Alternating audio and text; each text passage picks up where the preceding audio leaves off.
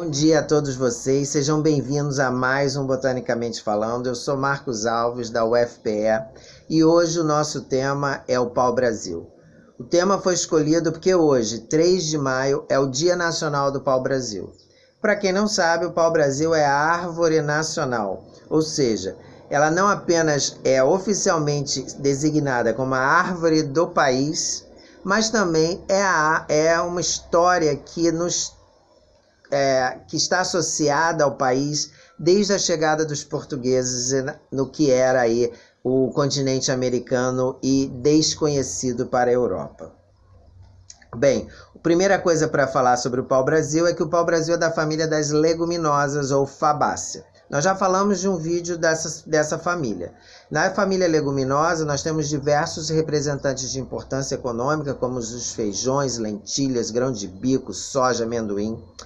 E a família leguminosa ela é extremamente importante, diversa e abundante em áreas tropicais, como, por exemplo, a Mata Atlântica, como também a Caatinga e a Amazônia. A gente tem representantes importantes na Mata Atlântica, como o visgueiro, na Caatinga, como a catingueira, ou seja, é uma família extremamente importante, relevante na flora brasileira.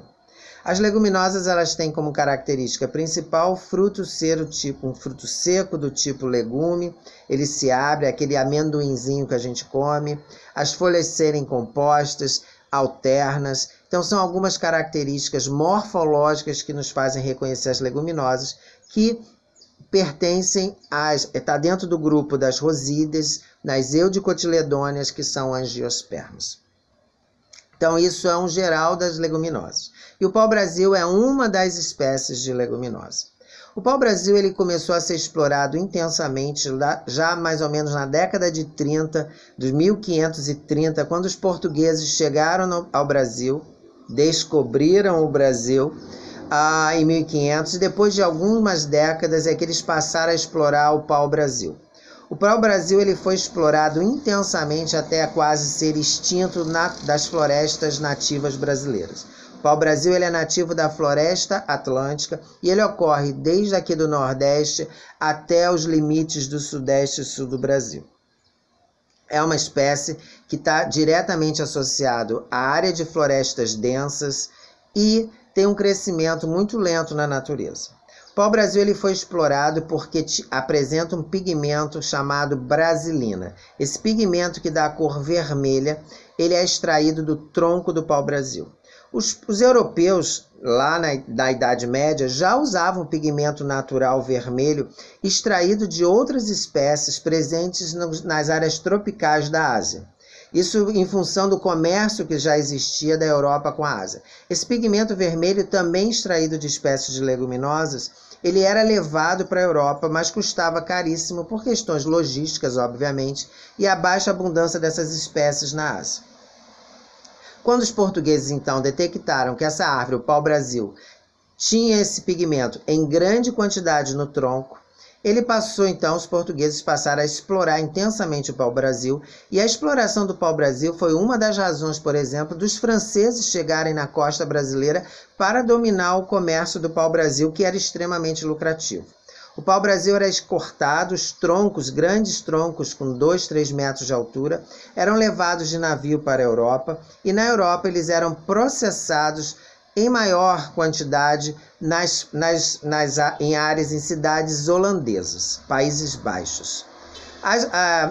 Esse processamento do pau-brasil, então, ele era moído como uma serragem, e essa serragem, então, o pigmento era extraído dessa serragem, colocando a serragem em um meio alcalino ou em meio ácido. Dependendo do meio em que a serragem era inserida, esse meio líquido, o pigmento ele poderia ser de um vermelho mais intenso ou de um vermelho amarelado.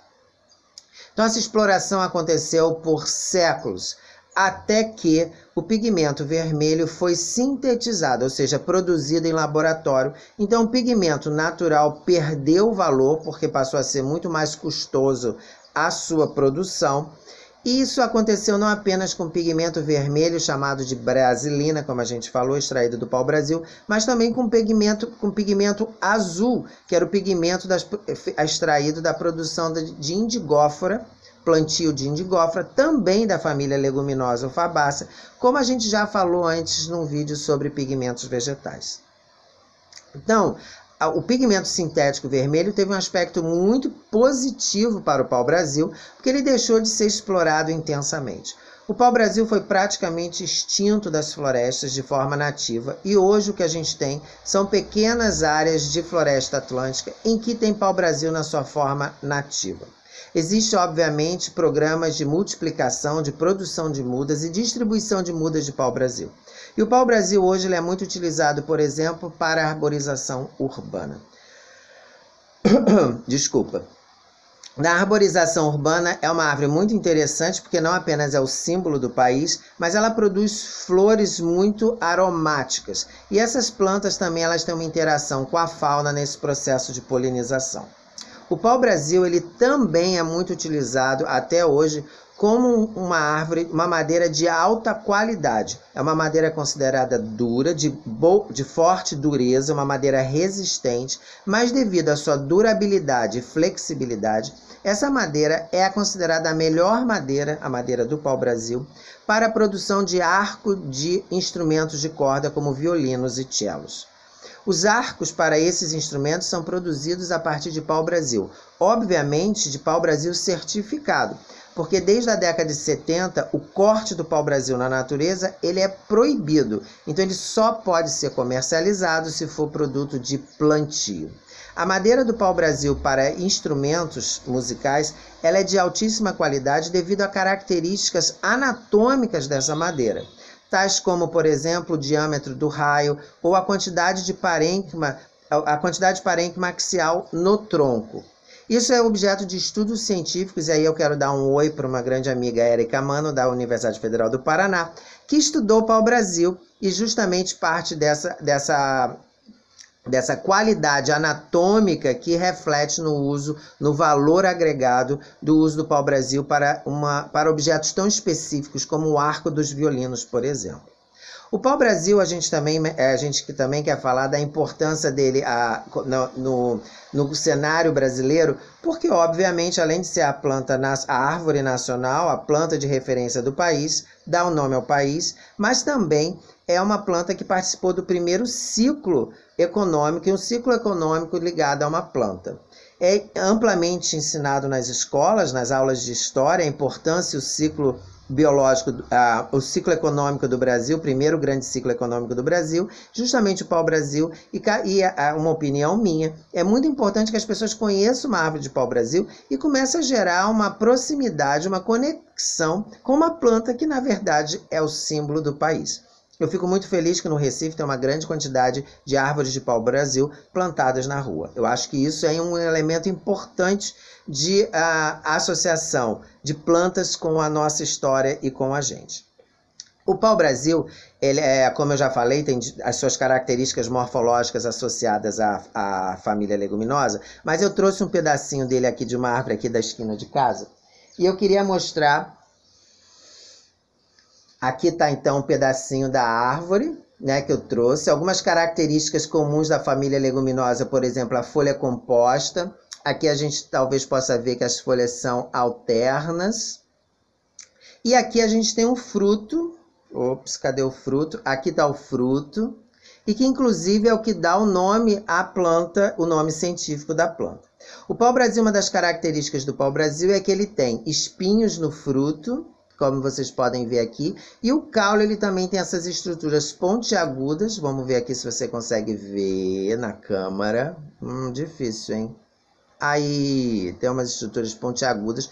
No caso, aqui no caule são acúlios. Depois a gente pode até conversar melhor sobre isso no outro dia, diferença de espinhos e acúlios. Mas o que eu queria trazer, a importância aqui do fruto, de mostrar o fruto, que isso aqui é parte do nome. Aqui está o frutinho do pau-brasil já seco, aqui ó, a gente não está no período da floração, mas a gente está no período da frutificação do pau-brasil, e aqui o fruto aberto. né? Bem igual um amendoim, por isso da família leguminosa, um fruto legume. E o que eu queria falar para vocês é que o nome do pau-brasil, você vai encontrar na maioria das referências como Caesalpinia equinata. Esse era um nome utilizado para o pau-brasil, um nome científico utilizado para o pau-brasil até bem pouco tempo, e o epíteto equinata está justamente associado a esses espinhos do fruto. No entanto, estudos recentes fizeram uma atualização do nome científico. Então é possível que quando você faça uma busca na internet, você encontre o nome antigo, Caesalpinia equinata, que é o pau-brasil. Mas o nome que hoje é o correto para o pau-brasil, ele agora é pau-brasilia equinata. É um outro nome científico que é o atualizado para a espécie do pau-brasil. Óbvio que nas referências antigas, nos sites mais antigos, ele vai estar usando o nome anterior, que é Caesalpinia equinata. Então, só para você saber que pode encontrar esses dois nomes quando você fizer uma busca sobre o pau-brasil, por exemplo. Eu gostaria de terminar o vídeo de hoje do pau-brasil, essa leguminosa fantástica, que é a árvore símbolo do Brasil. Eu gostaria de terminar o vídeo de hoje dedicando esse vídeo da família leguminosa a uma pessoa que eu gosto muito, uma grande amiga minha, que estuda as leguminosas, é apaixonada pelas leguminosas. Então eu estou dedicando esse vídeo à pesquisadora Marli, do Jardim Botânico do Rio de Janeiro, uma leguminóloga, como nós nos chamamos, estudando determinadas famílias. Um forte abraço para você, até o próximo vídeo. Lembrando que hoje, dia 3 de maio, é o Dia Nacional do Pau-Brasil, árvore símbolo do nosso país. Tchau!